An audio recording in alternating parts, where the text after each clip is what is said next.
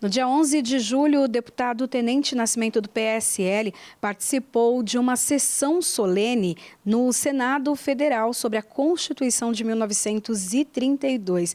Deputado, a primeira vez que isso acontece na história. Essa é a primeira vez que acontece, depois de 87 anos, né? O Senado convocou, através do nosso senador, Major Olímpio também, do PSL, para que ali se prestasse a homenagem, uma sessão solene de 1932, do qual tem sempre a versão de que era separatista. Não, a Revolução de 1932 tinha como objetivo principal a Constituição, o que veio a ocorrer 2 anos depois, em 1934.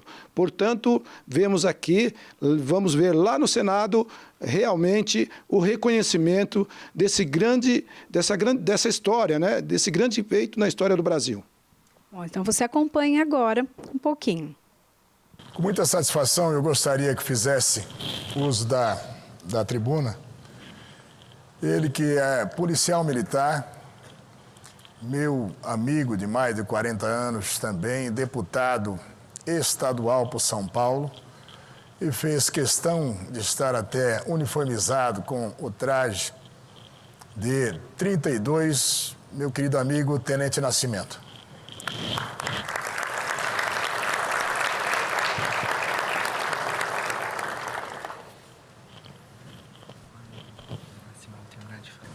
Um bom dia a todos.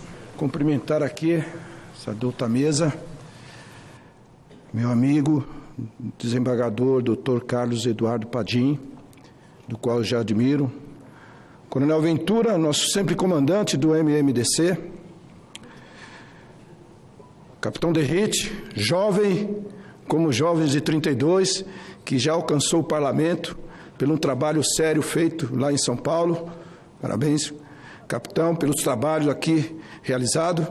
Coronel Tadeu, que eu pensei que sabia tudo, mas quando estávamos em campanha, vi ele na rua, falando com todas as pessoas, entregando o material, falando: vem aqui, Nascimento, estou pedindo, o seu exemplo me impulsionou para que nós também alcançássemos a vitória. Coronel Salles, cavalaria, arma ligeira, que foi fundamental à Revolução de 32, meu comandante, sempre comandante. E meu querido amigo e sempre professor, que na escola de polícia nos orientou, também com as musiquinhas, viu, Major? Não foi só o Coronel Arruda, não, que também foi um dos meus comandantes, e nos apertava muito, mas sabia o que deveria nos ensinar, e por isso aqui estamos, para juntos homenagear uma grande causa. Eu quero aqui dizer a todos que as dificuldades políticas herdadas de 1930, e não tem a oratória de capitão Arruda, de que era capitão na época e agora coronel, aqui nos ensinou, nos deu uma lição de história. A sociedade paulista decorrente inflamou-se a fim de promover mudanças almejadas pela sociedade civil, qual seja a promulgação de uma Constituição Federal, que ora veio ocorrer em 1934. Não separatista, mas sim uma Constituição para que pudéssemos ter nossos direitos assegurados.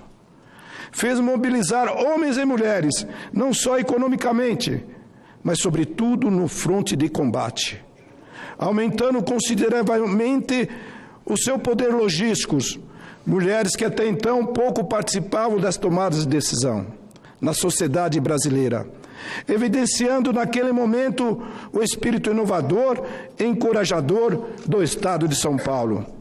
A Revolução Constitucionalista de 32 contou com a participação feminina no desempenho de funções chaves, como enfermeiras, costureiras e algumas que alçaram o posto de heroínas da Revolução por assumirem a frente da batalha, como é o caso de Maria Estela. Sim, Maria Estela, que ao encontrar a uniforme e a arma de um soldado desertor, vestiu-se e rumou à trincheira, incorporando a 4ª Companhia. E não parou por aí.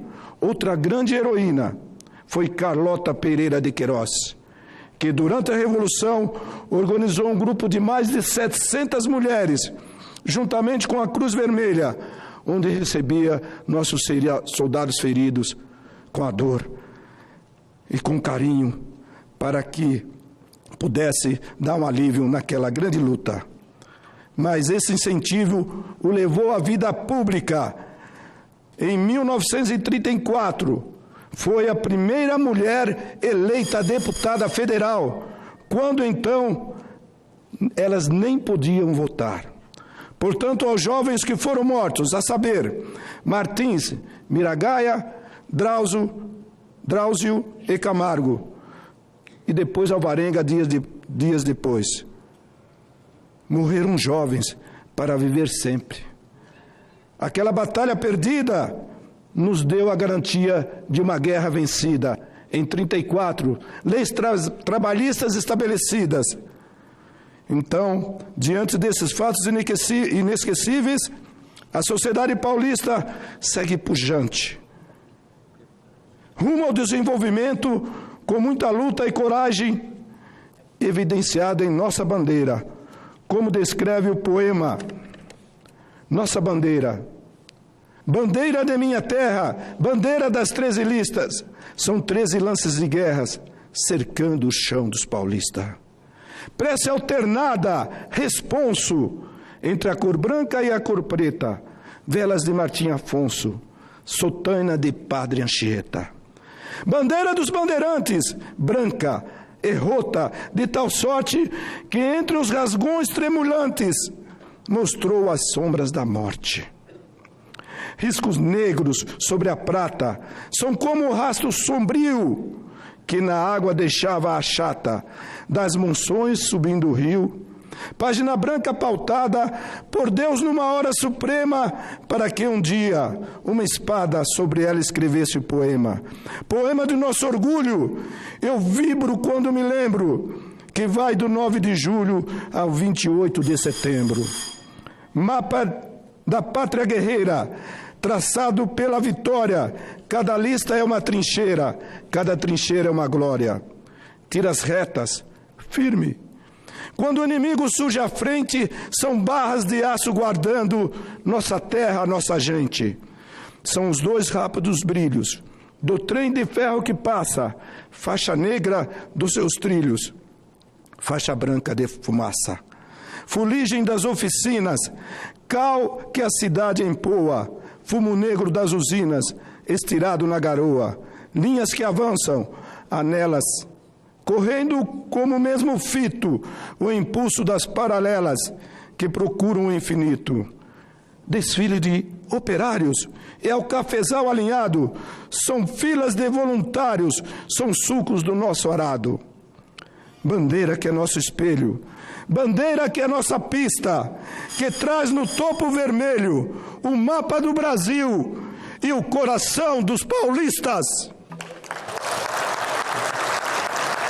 Parabéns, Tenente Nascimento, deputado estadual pelo PSL de São Paulo. Representa para nós, os paulistas, um significado muito grande, porque eu tive a oportunidade de falar das mulheres de 1932, das nossas heroínas, e ser um deputado estadual, pela primeira vez no Senado, na Câmara Suprema do nosso país, e dizer a eles que São Paulo nunca quis separar.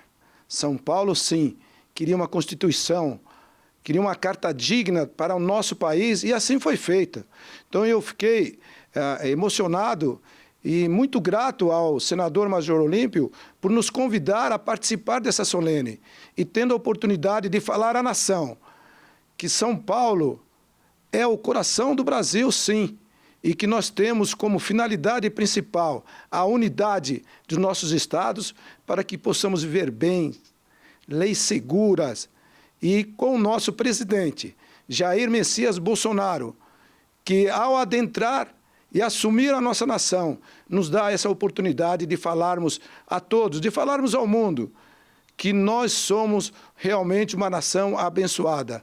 Eu estou grato de ter representado o Parlamento Paulista naquele lugar. E louvamos a Deus por essa oportunidade. Brasil acima de tudo e Deus acima de todos.